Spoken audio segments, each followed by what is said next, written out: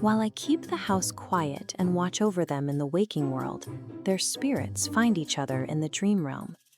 But tonight, when Nik Flick opened her eyes, the path was gone. There was no bridge.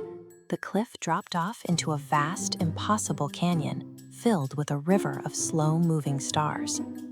On their side, the stone glowed with warm, golden city lights, bustling and vibrant. But way across the glowing expanse, too far to jump, stood a quiet, deeply rooted forest. Standing at the edge of those trees, looking back at them, was Big Daddy. He stood in the silence, as clear as the stars, and just as unreachable. Nik Flick didn't like the distance.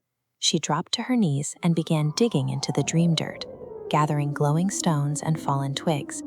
She stacked them right at the edge of the drop, determined to build her own way across. Every time she pushed a stone over the edge, it succumbed to the canyon. The materials dissolved into stardust, drifting away into the dark. "It's not working," she huffed, her little face hot with frustration. No matter how hard she worked, her hands couldn't bridge the silence between the two shores. Ba knelt down and placed her steady hands over her little sister's frantic ones. She didn't look at the stones, she looked out at the void. Ba's eyes were heavy as she surveyed the golden city behind them, the beautiful, vibrant life she had spent so long building on this side of the stars. She told Nikki that some spells are just too big to break. To Ba, every new tower in her city felt like another mile of distance, a beautiful castle built on the wrong side of the sky. The canyon wasn't a mistake or a trick. It was the physical reality of the life she had chosen. A vast, sparkling space that grew wider with every root she grew in this new soil. Across the canyon, Big Daddy raised his hands. He couldn't cross to them, but his voice carried over the starlight, clear and deep.